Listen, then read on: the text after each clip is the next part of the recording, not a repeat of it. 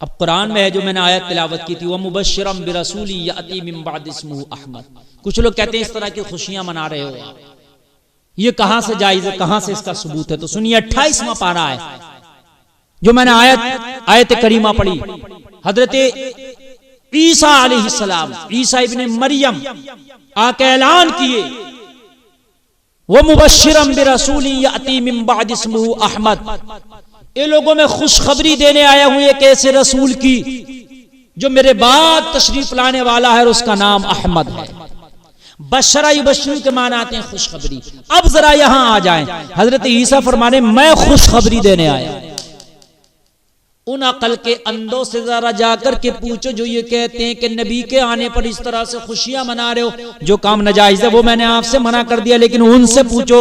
हजरत ईसा कह रहे हैं मैं खुशखबरी देने आया उस रसूल की जो मेरे बाद आएगा। अब इनसे पूछो कि जब खुशखबरी देने वाला खुशखबरी देगा तो खुश होना चाहिए कि नहीं होना चाहिए?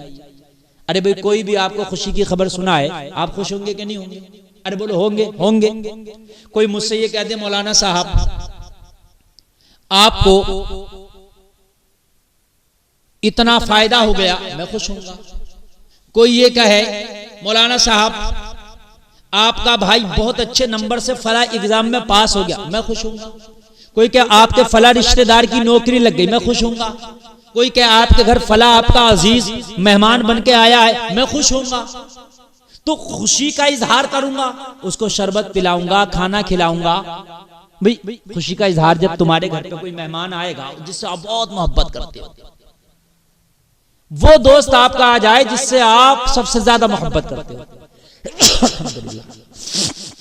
अब वो आए और कोई आपको कहे कि आपका फला दोस्त आया है जिससे आप बेपनाह मोहब्बत करते हो, सबसे बढ़कर चाहते हो, जान से बढ़कर चाहते हो, वो दोस्त आया, आप खुश होंगे ना? अब आप कैसे खुशी मनाएंगे? आप बताओ। उनसे पूछो जो ये कहते हैं कि नबी के आने पे इस तरह जो खुशी मना रहे हो आप, ये कहां से आया? हम बता रहे कहां से आया, कुरान से आया।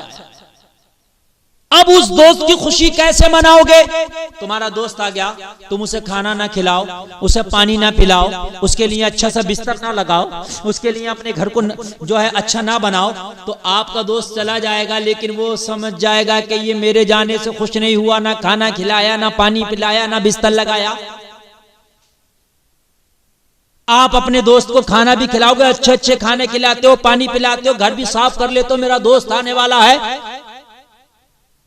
तो फिर मेरे नबी तो फरमाते हैं जब तक तुम मोमिने कामिल नहीं हो सकते, जब तक मुझसे, अपने दोस्तों से, मालो मता से, औलाद से, बीवी से, बच्चों से, सबसे बढ़ के जब तक मुझ मोहम्मद से मोहब्बत नहीं करोगे, जब तक तुम मोमिने कामिल नहीं हो सकते। पता चला मोमिने कामिल होने के लिए मुस्तफा तो सबसे बढ़कर मोहब्बत करना चाहिए, तो जिससे हम मोहब्बत सबसे बढ़ के करें, जब उसके आने का दिन है तो फिर खुशियां क्यों ना मनाए? अब कैसे खुशियां मनाए? तू मेरा भी जब दोस्त आया तो तूने खाना खिलाया, हम भी जब नबी की पैदाइश की खुशी में लोगों को खाने खिलाते हैं, लंगर लुटाते हैं। तूने भी अपने दोस्त की खुशी में अच्छा बिस्तर लगाया, हमने भी जब मुस्तफा तशरीफ लाए तो अपने घरों को सजा दिया।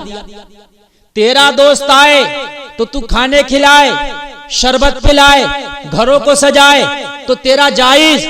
और जिससे हम सबसे बढ़ के मोहब्बत करते हैं, जब वो हमारा नबी आया तो उसके लिए अगर घरों को सजा दिया, हमने उनके नाम पे भूखों को लंगर लुटा के खाना खिला दिया, तो हमारा हराम। और कुरान कहता है, ईसा ने कहा करके मैं खुशखबरी देने आया हूं, ये भी नहीं कहा मैं खबर सुनाने आया हूं ना, ये नहीं कहा मैं तुम्हें खबर देने आया हूं ऐसे रसूल की जो मेरे बाद आएगा, ना ना ना, कहा खुशखबरी सुनाने आया। हजरत ईसा ये नहीं कह रहे मैं खबर देने आया हूं, ये भी तो कह सकते थे मैं खबर देने आया हूं ऐसे रसूल की, तो भाई खबर देने आए, हमें खबर मिल गई, बात खत्म हो गई, हम खामोश बैठे रहते। लेकिन ईसा कहने खबर नहीं देने आया, खुशखबरी सुनाने आया। अब खुशखबरी सुनाने से पता चल गया, जो खुशखबरी सुनकर खुश हो जाए मुस्तफा का वफादार कहलाएगा, जो खुशखबरी सुनकर खुश ना हो वो मुस्तफा का वफादार नहीं कहलाएगा। खबर थोड़ी नहीं है, खुशखबरी है, खुशखबरी की खबर है। खबर तो एक खुशखबरी भी होगी, लेकिन खुशखबरी की खबर, खुश खबर, अच्छी खबर है, खाली खबर नहीं, खुश खबर है। अल्लाह।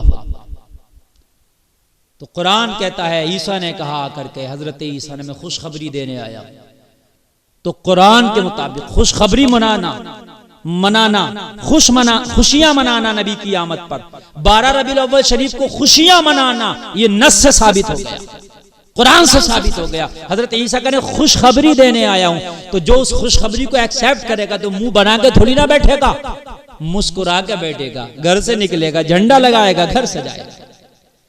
अब हमें आप बता दो खुशखबरी की डेफिनेशन क्या है, खुशियां कैसे मनाएं, हमें बता दो आप। भाई हमने कहा ना जुलूस में अच्छा पैगाम दो, अच्छे कपड़े पहनो, वुजू के साथ निकलो, भूखों को खाना खिलाओ, घर सजाओ, यही तो खुशियां मनाने के तरीके हैं ना। अब खुशियां मनाने का तरीका ये तो नहीं होगा ना 12 रबीउल अव्वल शरीफ आए वीजा लेके अमेरिका के टूर पे चला जा, लंदन के टूर पे चला जा, ये थोड़ी होगा नैनीताल चला जा कि क्या हुआ कि भाई मैं खुशी में नैनीताल घूम रहा हूँ, नबी की तशरीफ आवरी की खुशी में मैं नैनीताल चला गया, मैं अमेरिका चला गया, मैं लंदन चला गया, ये थोड़ी ना खुशी होगी। खुशी तो यही होगी ना, भूखों को खाना खिलाया होगा, गरीबों को कपड़ा पहनाया होगा, खुद भी मुस्तफा का पैगाम दिया होगा, घर को सजाया होगा, यही तो खुशी है। तो ये नस से साबित है, कुरान से साबित है, खुशियां मनाओ। हजरत ईसा खुशखबरी देने आए।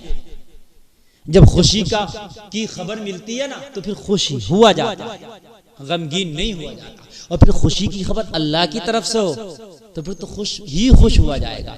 इसलिए कि अगर तुम्हें दुनिया में कोई खुशी की खबर मिले तो आपको उसके अंदर एक इम्कान ही होता, पता नहीं वो काम हो कि नहीं हो, लेकिन अल्लाह कह रहा है कि ईसा तुम जाके कह दो, खुशखबरी सुना दो दुनिया वालों को, मैं अब नबी को भेजने वाला हूँ। तो जब अल्लाह भेजने वाला तो ना कुरान झूठा ना रहमान झूठा, अल्लाह भी सच्चा, कुरान भी सच्चा, और आने वाले और बताने वाले हजरत ईसा भी सच्चे, नबी कभी झूठ नहीं बोलता। तो हजरत ईसा बताने वाले सच्चे, जिसके बारे में बताया जा रहा वो नबी सच्चा, जो कहलवारा खुदा वो सच्चा, कुरान सच्चा, सब सच्चे। तो फिर हम खुशी ना मनाएं तो क्या करें? हमें तो यकीन है कि नबी जब खुशियां मनाने के लिए हमें खुशखबरी दी गई तो फिर हम तो खुशियां मनाएंगे।